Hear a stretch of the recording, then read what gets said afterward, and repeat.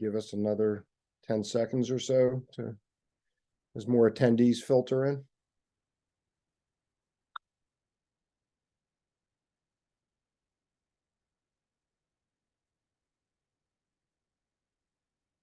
Okay, we'll get going here. Good morning, everybody. Thanks for joining us here in the middle of the summer for another installment of ConservAmerica's webinar series. I'm Jeff Kupfer, president of ConservAmerica. We're here today to discuss recycling at both the consumer and at the business level. As someone who just last night lugged out to the curb multiple containers of cans, plastics, and paper, I'm pretty sure that I speak on behalf of many who wonder what we can and cannot recycle, where it goes, does it actually make a difference, and how can we make it more effective in the future. And then, of course, there's the clean energy transition, the recognition that we will be using increasing amounts of solar panels, wind turbines, batteries, all of which use critical minerals. What is the current state of recycling for those technologies, and how should we think about the future? We're joined today by a great group of panelists.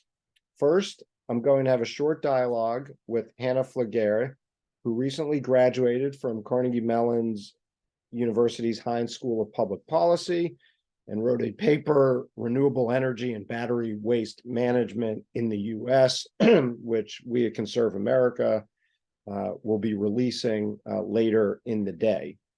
We'll then turn to Phil Rossetti and Scott Breen. Phil is a senior fellow on energy and environment at the R Street Institute. Before joining R Street, Phil worked at the Select Committee on the Climate Crisis and the American Action Forum. His work, which focuses on identifying market-based solutions to environmental challenges that improve outcomes and reduce costs, have appeared in over 50 publications. Scott is the VP of Sustainability at the Can Manufacturers Association. Previously, he worked at the U.S. Chamber of Commerce Foundation and at the National Oceanic and Atmospheric Administration, NOAA.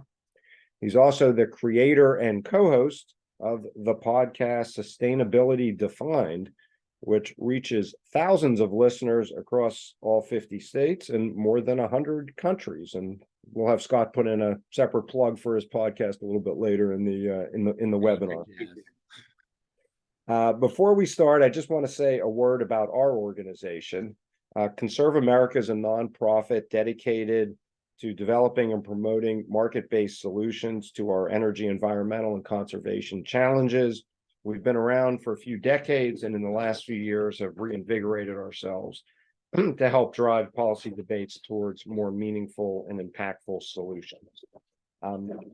So that's where we are for the intro, and I want to first turn to Hannah and have a discussion about the study that is going to be coming out later in the day. So Hannah, why don't you take us through some of the main takeaways from your study? What should we be thinking about? Yeah, sure. I'll start by discussing why Jeff and I initially got into this topic.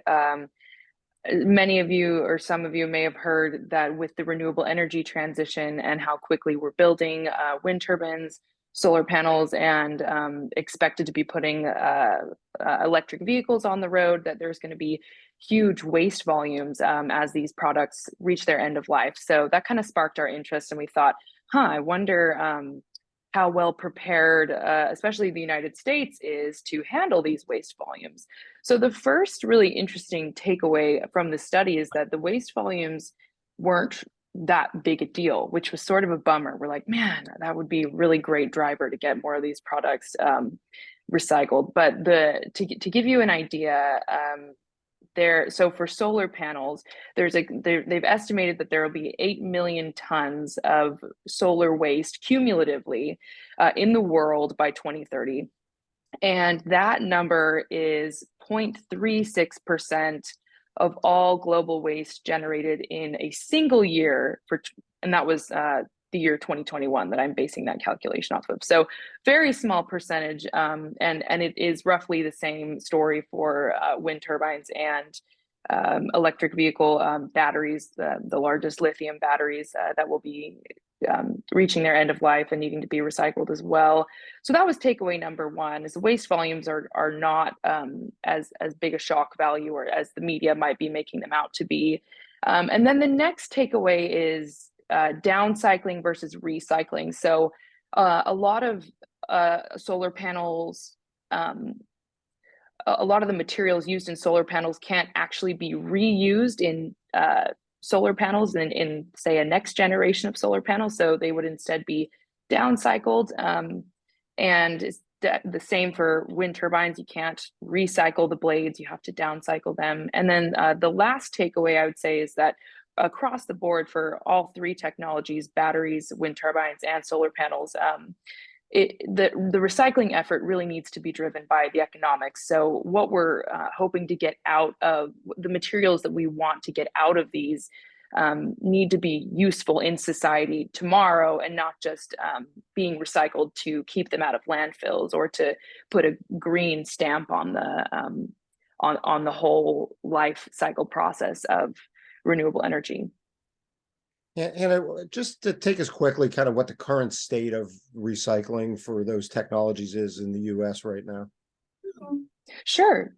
So the current state for wind turbines is that they're essentially fully recyclable, meaning that there is somewhere for every component of a wind turbine to go after its useful life.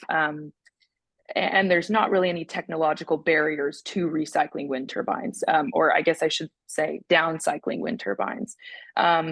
For solar panels, less than 10% of solar panels are recycled currently. And for batteries, less than 5% of lithium ion EV batteries are currently recycled in the US. So for solar panels in particular, what surprised me is that recycling is pretty rudimentary. Essentially, the outside of the panel is removed, the typically aluminum frame, and the electrical copper wires are removed as well. And then the rest of the panel is essentially crushed up and usually sold for a low-grade glass cullet.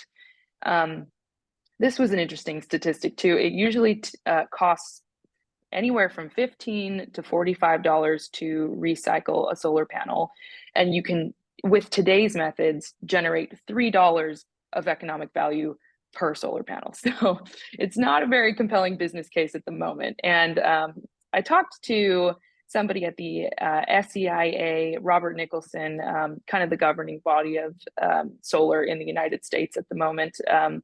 And one of the things that I think is key for solar recycling is that 80% of the weight is glass, and no solar manufacturers want to reuse the glass currently. So nobody wants to pay for it, and that's why it's being sold as such low-grade material. But there are companies working on that purity guarantee so that solar panel manufacturers can reuse it. So that is what I would watch for with solar panel recycling, is when that glass purity can be guaranteed. I think that will be a game changer for the industry. Okay, so now turning to batteries, whole different ball game here, and very interesting because we have one thing I found was that there's very high recyclability for lead acid car batteries. There's like 95% are recycled in the US, which is awesome. A big reason for that is that there are already established distribution channels, and the batteries themselves are standardized. So right now there's tons of different lithium ion batteries, so that makes it difficult to aggregate them and recycle them effectively.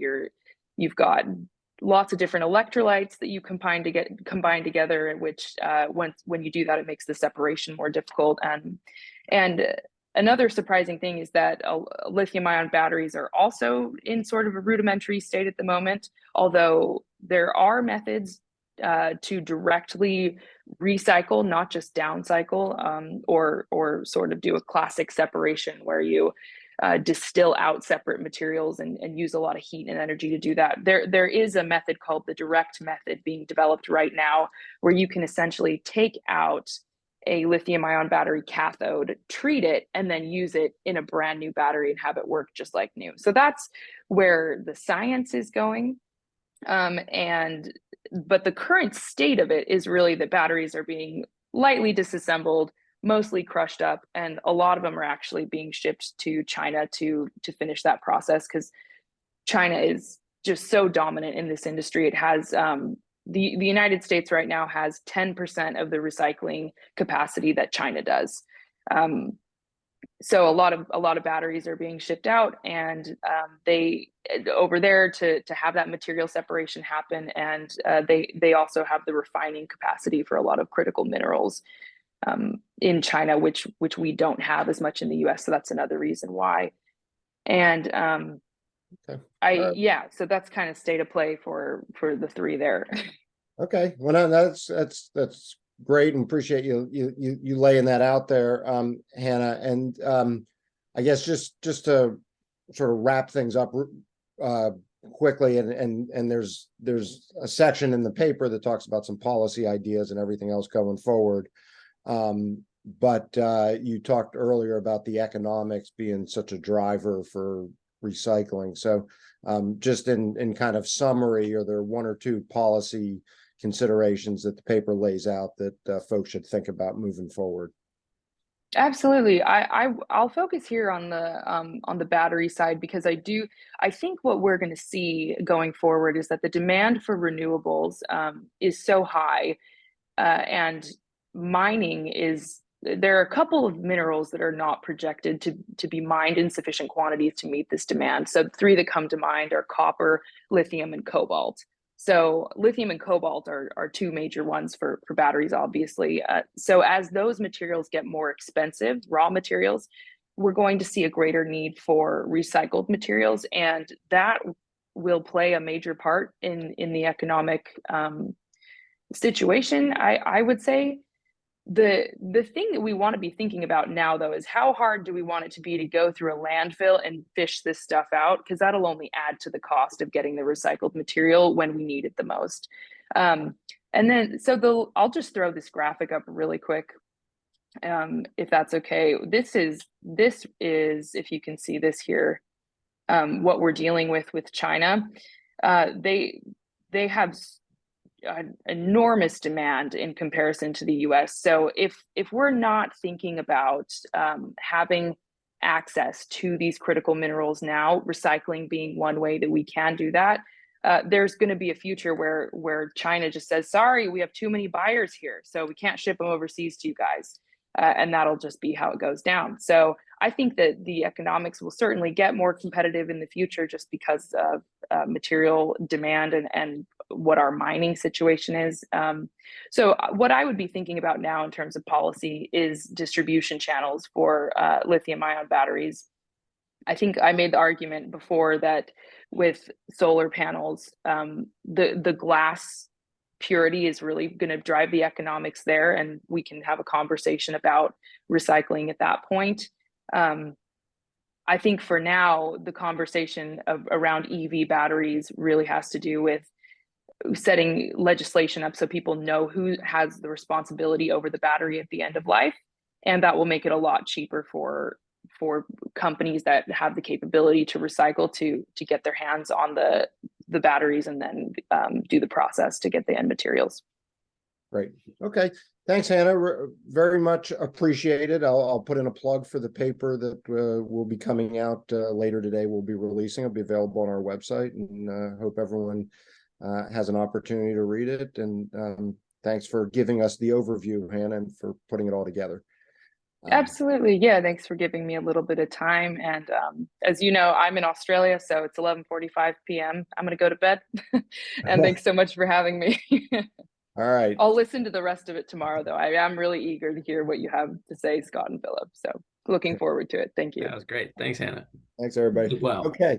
All right. We'll now turn to Scott and Phil, and the first one I'll just throw out there, and you guys can go back and forth with each other as well, is just how did we get to where we are, sort of the current state of play, not necessarily on the issues that Hannah was talking about, but on the core issues that you've been looking at, which is more on sort of the consumer side and sort of the household use side as well. So either one of you, why don't you take it from there? I'll let Scott take it away, actually, because Oh, thank you, Phil. yeah, well, I mean, I think you probably are more intuitive than I am, so I'm curious to hear your thoughts on it. I'll fill in any gaps, and or we could do it the other way if you want. No, I'm good. So thanks, Jeff. So in terms of how did we get here? I mean, it's been a journey in recycling. I mean, it really started in earnest, 70s, 80s, and then in the 90s, you had curbside recycling starting to take off, single stream, and that's when volume started to increase. But we've been stuck in the mid 30s or so for quite a number of years now in the 2000s with our recycling rate.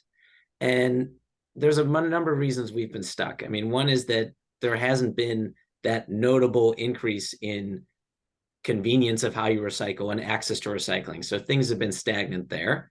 Also, the reality is that right now, when companies make a choice of what packaging they're going to use, it's not like they feel the impact of that end of life choice, right? So if the packaging they put out there isn't recyclable, or if it's really expensive to recycle, it's not something that they feel in terms of their economics.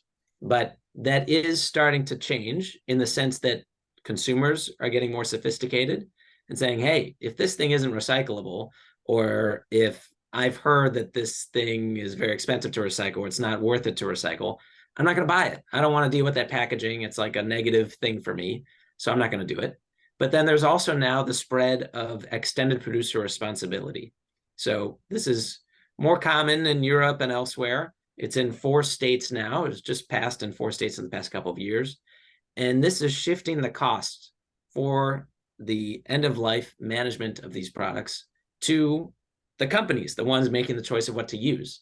So kind of what I said earlier, where they weren't really feeling it, well, that's starting to change, particularly when the fees that are going to be charged for managing that end of life could have eco-modulation, they call it, where the fees change based on, is that packaging highly recyclable? Does it have high recycled content? Other factors that we want to promote within the fee setting. So you're using that price signal, having people feel that cost, and that nudges them to choose a certain way. So it's starting to change. I feel like how we got here is explained by the ability to choose whatever you want and the recycling system not changing, but policy is starting to move, consumers are starting to move. So I think that is making me hopeful, but at the same time, those things are slow. You still have a lot of contamination. Multifamily is more difficult than single family. We can talk about that. Rural can be more difficult than urban because it's less dense. So it's complicated. I think there's a lot of people out there that say, why isn't it just easy? Just make all the same things recyclable across the country. But there's different markets, different infrastructure in place, and different realities on the ground in terms of, like I was just saying, how dense it is, whether it's a single family or multifamily. So hopefully we'll get into all that, and hopefully that's helpful. And Phil, what did I miss? Well, I mean, I'm going to go like even sort of further back and more basic on the recycling stuff, because what I love about recycling as a policy issue is that it's really kind of an economic conundrum, because if you think about like waste policy, and if you have garbage and you want to get rid of it, there are probably not a lot of people out there willing to buy your garbage. Like if it was really valuable, you might not want to get rid of it. So there is a sort of inherent idea of like, well, if it's waste, it is usually, not always, but usually going to be pretty low value. And the cheapest thing for you to do would be to just dump it on your neighbor's lawn. But obviously that would be bad for your neighbor, because now your neighbor is incurring this cost. In economics, we call it an externality. You're imposing a cost on someone else that you don't bear.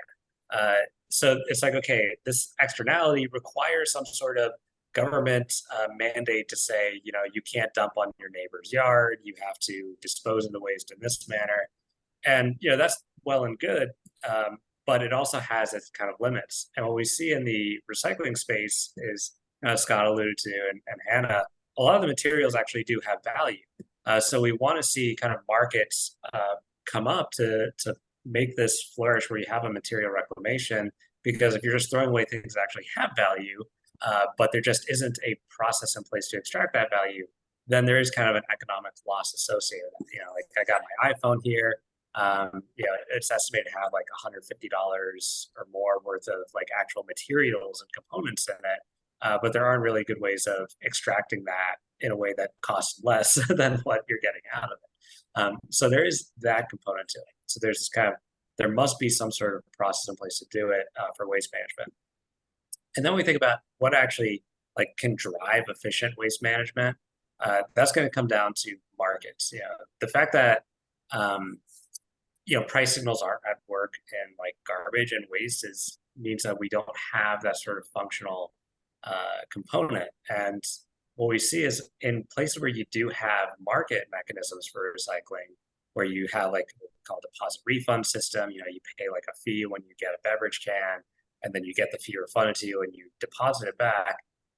There we see way higher recycling rates because people have a motivation and a reason to engage in it, and they can make their own kind of choice of like, okay, is it really worth it for me to do this? And when we think about issues like what Hannah mentioned with the lithium-ion batteries, there's also kind of an idea of like, hey, maybe having these sort of economic policies can really change the landscape, but we're not there right now, and that's why we're kind of stuck in this issue setting. Scott said this convenience factor is huge. There's an economics factor. It's not always worthwhile to the cost of extracting materials versus what you get. And we've got to probably change things if we want to get way higher recycling rates and way higher materials reclamation, especially for renewable energy and EVs, especially. That's even bigger than renewable energy, actually. When we think about the markets and the economic incentives, I've seen a lot of stories about how we as a country, the United States, used to send a lot of the recycling products, or at least the materials from it, overseas, China, other places, and that at least in the last few years that China especially has stopped taking some of that recycling, and that's caused some issues that have impacted the system. So how accurate is that sort of storyline? And if it is accurate, what can one do about it or should do about it? Yeah, I think it was accurate to an extent, and largely when that story was a little bit more front and center, like 2019, 2020. I mean, kind of like Phil was saying, the recycling is a business. There's different markets. If you're in Massachusetts, you probably weren't selling to China, right? It was more West Coast states where the market was more accessible. So yes, they were sending a fair number of their recyclables, particularly certain kinds of plastic, to China. But since those markets have gone away, there were other countries that popped up and started taking them. Some of those have gone away. There's been a greater domestic investment from a variety of industries. The metal industry, we've got 2 new rolling mills coming in, one in Alabama, one in Mississippi. I know the paper industry, the plastic industry, all invested in new processing capabilities. I heard a stat. I was at the Resource Recycling Conference this week, and Kate Bailey from the Association of Plastic Recyclers said, today, if we could increase the recycling rate for PET, like increase it 50%, not 250%, increase it by 50% with just today's processing capabilities, that they got more PET bottles. I know we could recycle many more aluminum beverage cans as well, same story. So we really just need more supply of the material to feed into that infrastructure. So I think there's been an increase in domestic processing is my main point. And I think that was certainly part of the story. It led to a decline in value of recyclables, but there's a lot of dynamics at play of just how many people want to buy this thing, how much supplies are getting. It can be seasonal too, in terms of how much is coming through these material recovery facilities sorting single stream recyclables. So yes, there was the green store. China didn't want it anymore, but since then it's been a bit more of a complicated story. And it's kind of interesting because almost the reason that this is like a problem now is because of the success that we've had of the free market and giving us so many options and so many products and so much convenience in how we consume products now. Like the reason we have to recycle stuff is such a big concern is because we're not using like wooden milk crates and, putting our bottles out for the milkman anymore. Like we could just go to the store and buy it. So I'm, with China, it might sound a little perverse, but in a way, I'm kind of glad environmentally to see more of this happening domestically rather than China. If you look at problems like ocean plastics, there is this kind of idea of like, oh, plastic straws and stuff, like straw bans are gonna help ocean plastics. Like, no, most of the materials that we dispose of in the United States are disposed of properly. They're landfills or recycled. And most of what you see in oceans pollution is actually coming from Asia, it's coming from rivers, or there are these terrible videos, people just like dumping garbage into rivers. So even though China's taking this stuff to recycle it, there's kind of a question of like, okay, how much of it are they recycling effectively? Are they like losing some of the material along the way? This was actually a big concern with like trash bags appearing in the ocean, was they would have these containers and they weren't always like closed on the top, so like the wind would blow some of the garbage in the ocean on the ships. So there's this is kind of like a concern, and I'm glad to see the US is taking more of the recycling on itself. And I agree. Just quickly, John, I just want to say I agree with Phil. This is a good thing that this happened because it helped increase domestic manufacturing, and really when it was happening, it wasn't a good thing that our recycling programs were propped up by these markets so far away, that we were putting our recyclables, but oftentimes the least valuable ones, onto these faraway places. And no one was really questioning, in part because it was propping up a lot of recycling programs. People were making a lot of money. But once China was like, hey, we don't want to deal with that anymore, you deal with it. I think that helped not only increase domestic manufacturing, but saying, okay, now that we have to deal with it and we can't just send it away, what do we want in our recycling programs? Are we using the right materials? So I think it was a good thing. I agree. COVID obviously changed a whole bunch of things. How would you look at the recycling market and everything else in the context of COVID? Well, let me first say, I mean, COVID actually led to an increase in can sales as people were cooking more at home, not going out to eat, so they were enjoying their beverages at home. So we were seeing unprecedented demand for metal cans, and that growth hasn't continued, right? Because it just was a surge for what was going on at the time, but we've actually leveled off at that increased amount. So that's been good to see. And I think some of that growth was certainly driven by COVID. Some of it was just being driven by people wanting an alternative packaging where the material recycles forever, they can put in their recycling, it has a high economic value, things like that. But COVID more generally, I think in terms of we can talk about different types of systems, like the deposit return system. There were some programs that they suspended them during COVID because they didn't want to encourage necessarily in-person interaction. Of course, they've since restarted, but sometimes maybe retailers didn't reinstitute their redemption programs like they should have, or people got out of the habit of bringing them back. So I think it's hurt deposit systems a little bit. There have been declines in redemption rates. You look at a state like Michigan, it was more like 90%. Now it's more like 76%. So some people are thinking, well, maybe there's a bit of a COVID effect there. But more generally, I think recycling programs, like I said earlier, there hasn't been a crazy change. I mean, yes, you'll see in the news sometimes, oh, this curbside program stopped, but they're not the large programs. Typically, they're smaller places. Sometimes they come back. I was at that conference, Resource Recycling, this week, where I moderated a session with the city of Coral Springs. This is not actually a small place. This is over 100,000 people. And they suspended their recycling program a couple years ago because the economics were they were not working for them. It was quite expensive. It was like $500,000 a year worth of tax dollars to fund the recycling program. They made the decision to suspend it. They told people, hold on to your recycling carts. We're going to bring it back. The markets aren't what they need to be right now. They got a lot of angry phone calls. People did not like this. They then brought it back when the markets were better. The markets are now actually worse than when they suspended it, but they've decided to keep it because they view it as an essential service. I mean, people really like recycling, and as they should for a lot of different materials like metal, where this stuff is textbook example of the circular economy for the reasons I was stating earlier. But it's still something where we want to make sure to build off that stagnant activity while people still like and largely trust in recycling. It's going to be a lot harder to make the changes we want to see if people start losing trust in recycling and public opinion goes down. Oh, go ahead, Phil. I was just gonna say, I think something like 80+% of people have a positive view of recycling and think we should recycle more. Like nobody's opposed to recycling.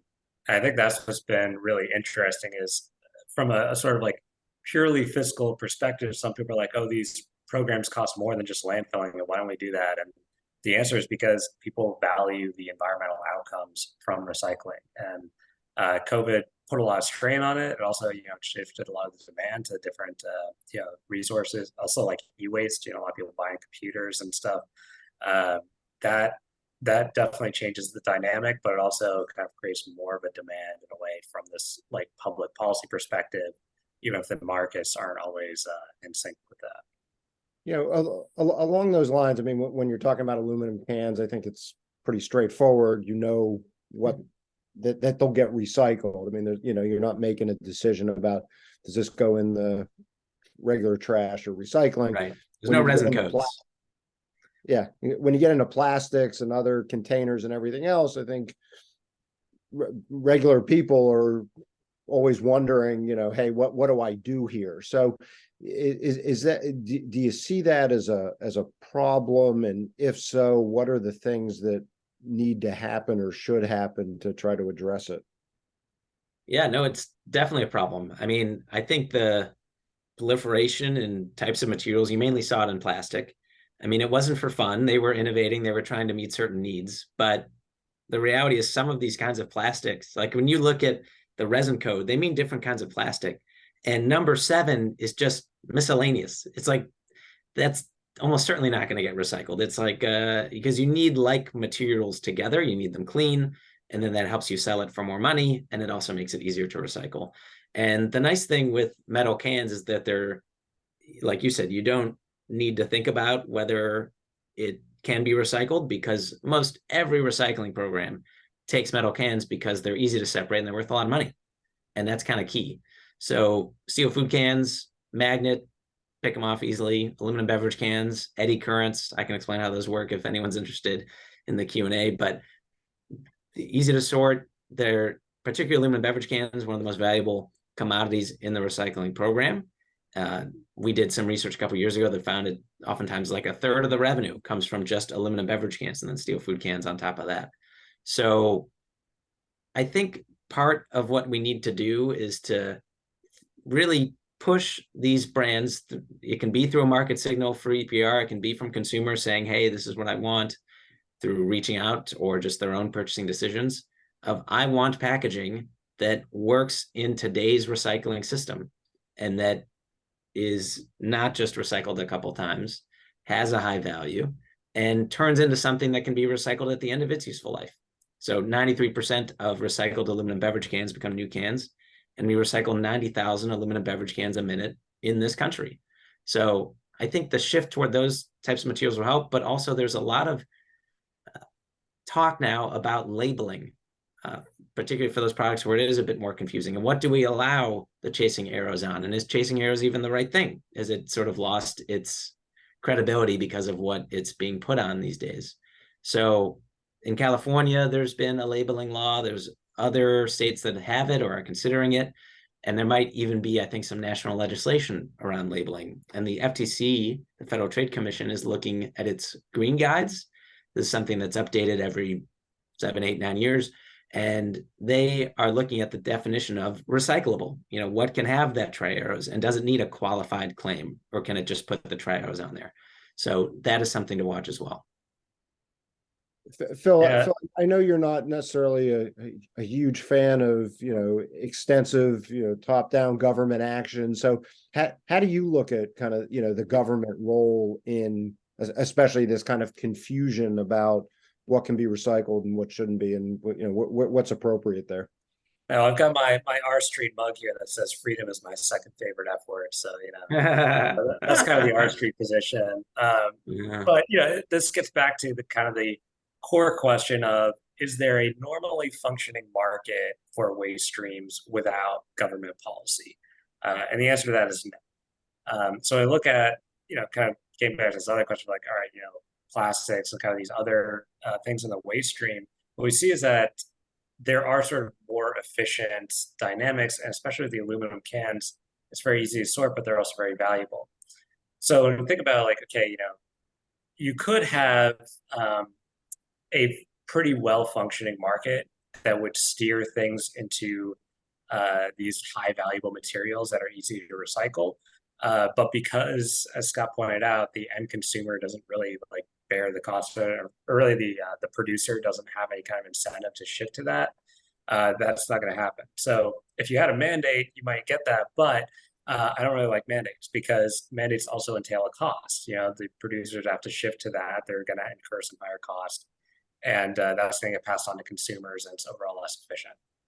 What's most effective, and not just in terms of recycling rate, but also in terms of like economics, are these deposit refund systems. They're sometimes called like bottle bills. And what's really fascinating about kind of how they work is we see recycling rates that are up of like 80, sometimes even higher than 90% for the materials that fall under these deposit refund systems, whereas like normal curbside recycling or mandates don't even come close to that. So people kind of have this motivation to go out and do that. And we know that this is just kind of the market dynamic, right? If you're paying people to recycle, they're going to recycle, even though they've already paid the tax. So they're not really getting paid, but they're just getting their money back. But they feel like, okay, this is good. The flip side of that, the counterpoint we'll say is, well, you're imposing a tax. Taxes reduce consumption because if you have a tax on like cars, and people are going to probably buy fewer cars as much as they could. But what we see is even in the states that have these bottle bills already, the consumption doesn't actually decline. Like people still buy these. In fact, sometimes the consumption of the materials is higher in those states. And that's probably because people feel less sort of like guilt about it. People do put an economic value on environmental benefit. It's what we call the environmental Kuznets curve in economics. So people kind of favor this. They want to shift to it. The market-based mechanisms tend to work a lot better. People tend to prefer them. They have a positive view of them. And the last thing I'll say that's kind of fascinating about the sort of the economic like market versus mandate paradigm in this is it's really all blue states that have these deposit refund systems for the most part, mostly blue states. So there's kind of this bias against it, like, oh, these are this is like a Democrat idea. But if you go back to when these programs started, it was all the 70s, 80s, and these were not blue states back then. Like it was actually pretty much an even split. It was a very bipartisan thing. It was half of the states that implemented these programs were Republicans. So that's kind of what I would get at is a more sort of open system where you leave it up to the consumer and you have a market mechanism where they're rewarded for engaging that behavior without creating a subsidy program is advantageous, low cost, and has really high recycling rates.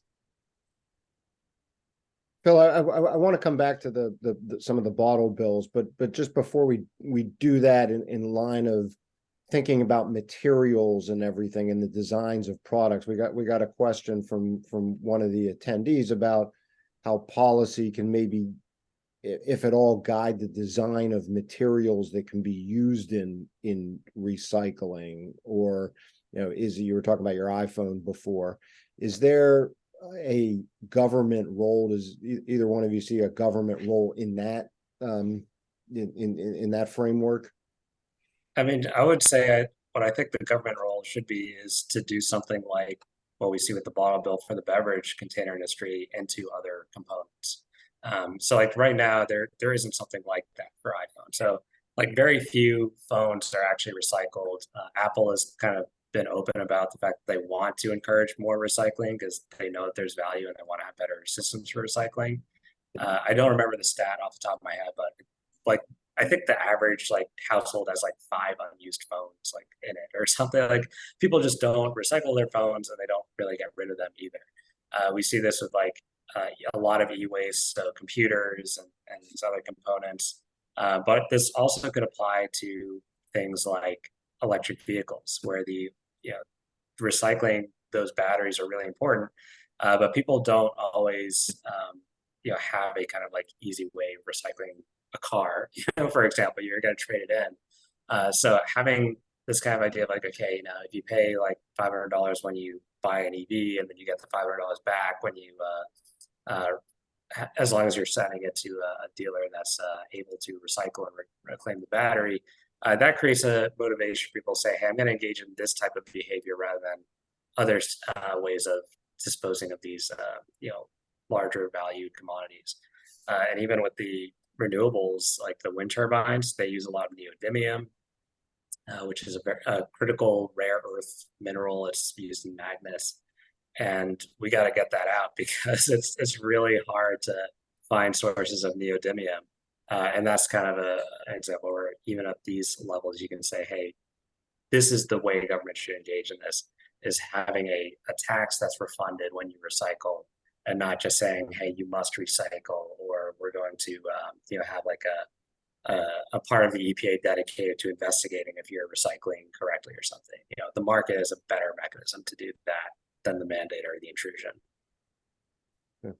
Scott, I know you and your organization have also been supportive of these types of programs. Anything you want to add to it in terms of how one should think about it? Yeah, thanks, Jeff. I guess the first thing is now I had to think about what to call it. And we've actually done some consumer surveys of what works best with this. And bottle bill is, I think, seen by some people as that thing that was done like in the 70s and the 80s, and it's not seen as like a modern thing. And also by calling it bottle bill, you're leaving out cans. So of course my organization is biased towards we changed the name of that. But I think deposit return system, it maybe sounds a little too wonky. So recycling refunds is what we typically call it, and is what tested best with consumers. People like recycling, as we discussed. People love refunds. So put those two together and you got yourself something people are like, tell me more. So recycling refunds, as Phil was saying, it's that refundable fee put on the beverage container when people purchase it. And then when they bring it back through whatever redemption option it is, and we can talk about the variety of redemption options, some of which are very high tech now, they can get that refund back. And that price signal leads to much higher recycling rates. So we have targets. We want to increase the aluminum beverage can recycling rate. We're the most recycled beverage container in the United States and the world, but in the United States, 45% in 2020. We want to get that up to 70% by 2030, 80% by 2040, 90% by 2050. The reality is we have no chance of reaching those targets without new, well-designed recycling refund systems in the United States. It's not going to happen. And the reason I know that is because we actually did some modeling with our pillars of action. So we have 4 pillars of action to make progress toward those targets. One is deposits. The other is increased household and away from home recycling. The other is improving sortation at material recovery facilities. And then the last one is communicating our sustainability advantages, like that metal recycles forever, gets typically recycled in a new beverage container, all that jazz. So people, when they're making that choice, am I going to bother recycling? That's in their head. And they're like, oh man, I'm stopping so many cans from being recycled because I didn't just put this in the recycling bin. So we did modeling and we said, okay, what is the impact of us working on all of these pillars of action? So you see, I actually want to walk you through number 2 and number 3 first, really quick. So increase household and away from home recycling. The modeling you're seeing there is coming from us saying, okay, let's assume every household in the United States goes from whatever recycling access it has, drop off, subscription curbside, automatic curbside, decent household education, really robust education, and let's give everybody automatic curbside, robust education. What happens? The modeling shows that we would increase our recycling rate from 45% to 67%, which is great. Huge, billions more cans recycled, but that doesn't even get us to that 70% by 2030. And the reason for that is because the Recycling Partnership gave us some data. So that's a national nonprofit, works on recycling across the country. And it found through its analysis of looking, they do a lot of these, what they call capture rate studies, where they take people's garbage and recycling, put it on tarp, see what went where. And they know that the average household consumes about 20 pounds of aluminum beverage cans. If that household has no recycling, of course, it's like zero that we'll get back, zero of those 20 pounds. You give people drop-off access, on average, we get 3 of the 20. But as you increase access, we get more of those 20. But at that automatic curbside, robust household education, you only get 12 of the 20. That's a lot, it's more than half, but you're still losing 8 on average because there's some people that don't recycle consistently, that choose not to recycle at all, just for whatever reason. And so that is why deposits, the one on the left, you get a much higher increase. What you're seeing modeled there is if every state went to more like a Michigan system, where there's a 10-cent deposit, there's that more intense market signal happening, but also there's more convenient redemption because most every large retailer has these reverse vending machines where people can pop in their containers and get their refund back. So you see 48 percentage point increase. That gets us to 93 and we're done. So that's all we got to do. Just do the National Recycling Refund Program and make it like a Michigan. The last one here, the third one, I'll just cover briefly, is about proper sortation at recycling centers. So these MRFs, material recovery facilities, there's about 350 of them across the country. They sort the single stream recyclables. There's different ways they do that. I mentioned the eddy currents with aluminum beverage cans. They are very effective at doing that. The missortation occurs before the containers reach the eddy current. You could think about like a can. I pick these up off the street when I'm jogging anyway, but the fact is if you pick up one of these 2D cans that have been run over, they're 2D. They're like paper for these sortation equipment, right? So it goes with the paper. And then at the pulping facilities, you're not going to get those cans back. So we want to try to address that, but we found that even if we captured every missorted can, we think we'd only increase the recycling rate 3%.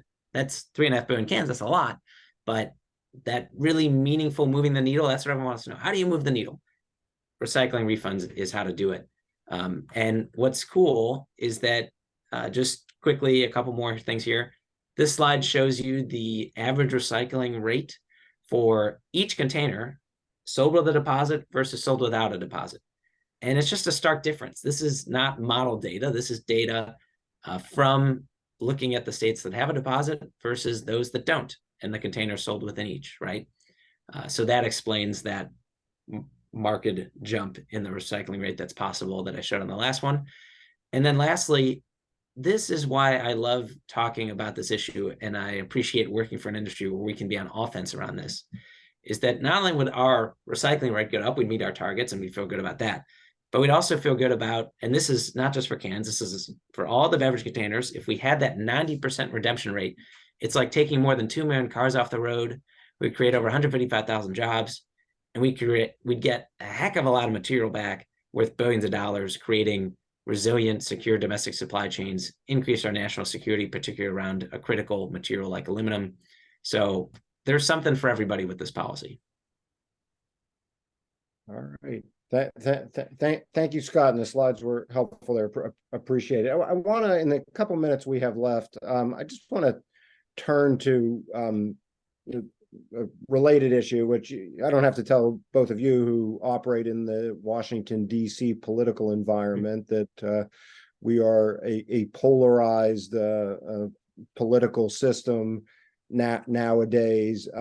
If one side tends to say blue, the other one says red, or black and white kind of thing. And so as we think about this issue and recycling, is that an area where we've seen increased polarization? Is that something you've worried about over time and going forward? And I've heard some conservatives and others, when asked about the best thing we can do for the environment, say, well, throw out plastic, like don't bother recycling. And so I don't know whether that's actually like a substantive answer, or that's more to just kind of tweak the other side who may be more pushing for recycling. So how do both of you sort of assess the polarization issue, how big a deal it is, and what we should do about it, if anything?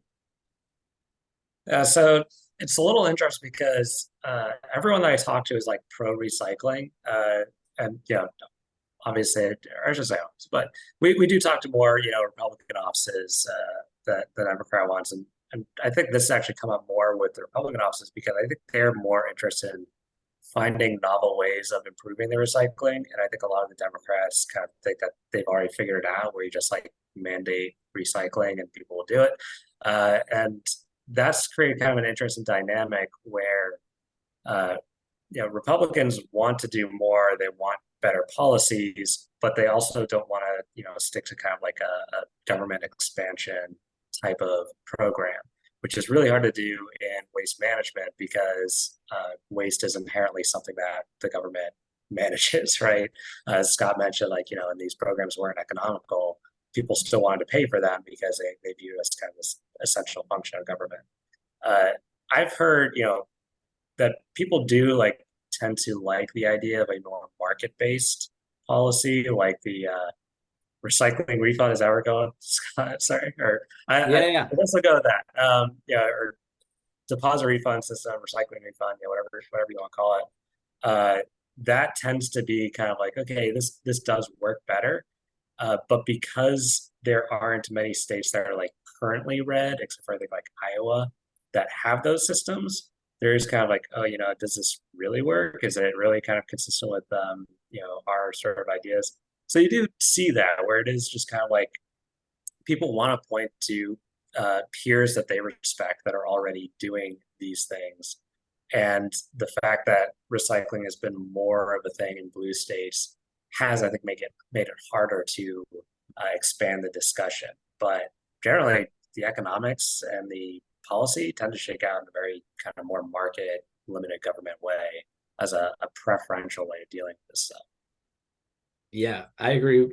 Recycling is very popular across the board. There is a congressional recycling caucus here in Congress. It's got, if you're curious, in the House, Representative Shimkus, a Republican from Illinois, and Representative Pallone, a Democrat from New Jersey. And then in the Senate, Senator Carper from Delaware, and then Senator Boozman from Arkansas, who's a Republican. So, and there's plenty of members on that caucus from both sides of the aisle. So I think it's right now popular.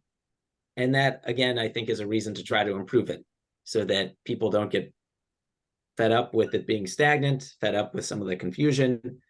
There's been a lot of equity built into the recycling system. We should try to improve it before things get haywire. And then the other thing is that we did do some testing, like with US voters. How do they feel about recycling refunds? And 81% of people said they support it. And that number was above 70%, whether you're Democrat, Republican, or independent. So even Republicans were above 70% on whether they support recycling refunds. And then when we asked people in existing states, the 10 US states that have recycling refunds today, do you support recycling refunds? And some of these programs, to be honest, aren't the best thing ever. 90% said they support it. So there's popularity for recycling, there's popularity for recycling refunds, but we got to improve the system to have better outcomes so that we keep that popularity. Yeah, and I think the kind of key thing to keep in mind is there are a hierarchy of policies that we can hit. It's just a question of, do you want to hit these recycling targets? Is that a policy priority? If yes, here are all the ways you can do it. And the market-based ones are at the top. And then the kind of like mandates and more intrusive government programs are at the bottom in terms of both their effectiveness and their popularity. And in terms of setting those targets, and then you figure out how to get there, but the arguments for setting those targets, have you seen those arguments change over time as well, from ranging from economic reasons to do it, or national security, or environmental reasons? What seems to be the most compelling ones nowadays? Well, there's a big concern. So we're seeing more of a recycling discussion, at least in the energy space, which is where I primarily work, because of concerns about critical minerals for renewable energy. So this is what Hannah was mentioning. We have all these challenges with renewables, but what doesn't get talked about as much as I think it should is we're not even sure if we can get enough minerals for a like global clean energy transition with current, not just like reserves, but sometimes resources, which is the total availability of minerals in the world. So cobalt is particularly stressed. And things like copper, we are pretty plentiful, but we just don't produce nearly enough of it. And lithium is kind of like in between. We're finding more sources of lithium, so things are getting better there. But the IEA, International Energy Agency, they said we need to increase minerals production for clean energy transition by like 40-fold. And when you think about economics, we're already engaging in the lowest cost production. So every time we're increasing the production, that's because we're having a higher demand, but we're moving to a higher cost production. So we're saying, hey, higher demand has raised prices, so now this production is going to be worthwhile. So when you're going up 40-fold, that means you're getting way higher cost production to try to fill that gap. And you're going to close that gap and reduce the cost of the materials with recycling. The more recycling you have and the higher the cost of materials and the higher cost of producing it, the more economically advantageous recycling is going to look. And we see that driving a lot of the discussion, at least on the minerals front. But I'll let Scott kind of speak to the other components as well. No, I think you covered it. No, it's good. All right, good stuff. All right, I'm going to just turn to each one of you as we wrap things up. If you have a closing comment or thought, or Scott, you want to tell everyone about your wildly successful podcast, whatever you want to do. But we'll start with Phil, and then we'll end up with Scott. Sure. I don't have a podcast, so it's not going to be as interesting. But one thing I will say is the recycling landscape is changing. Like, one thing we're hearing more about now is advanced recycling, which could make a world of difference in plastics management. That's something that's growing. We're seeing more interest in kind of like deposit refunds as recycling refunds. Sorry, Scott. We're seeing more interest in the minerals and how to improve that. And I think people are kind of realizing, like, hey, this is actually a problem we can tackle, and we can do it pretty well, and probably even do it in a bipartisan way, actually. So I wouldn't be surprised if we see more policy momentum, at least at the state level, and maybe even federal discussions, at least on kind of the energy minerals stuff. But that's what I'm keeping my pulse on. Yeah, no, I mean, I think it's exciting to watch all the different policy developments. I mean, we've been talking mainly about recycling refunds for beverage containers, but extended producer responsibility more generally for packaging and printed paper is not going away. It's being discussed in New York, in Washington State, lots of different states, but also the 4 states that have it, they're in the process of writing the rules and implementing the program. So this is a really interesting space. But then if you're just individual consumer, I think the things to think about is going beyond just, can I put this in the recycling bin? There's differences, even when it's accepted, there's differences in terms of its value, how many times it can be recycled, what it gets turned into. And I guess I would just say that that's something to sort of educate yourself on. I can tell you the metal can performs well on those, but I think it's just something to think through in terms of your purchasing, and to tell these companies, I don't just want you to get to 100% recyclable. There's a lot more to it than that. So, and then, yeah, sustainability defined. It's on all the podcast platforms. So each episode, different topic. We first introduce it, do the first 10 or 15 minutes or so explaining it, assume the listener knows nothing about it, and then we interview an expert in the field and tell bad jokes along the way. All right. Well, we'll wrap up with that. Appreciate the time from both of you, and for the discussion. This will be on our website, and we look forward to further discussions, and wishing everybody a good rest of the summer, and we'll be in touch. So thanks a lot. Thanks for having me. Okay. Thanks for the opportunity. Bye. Bye-bye.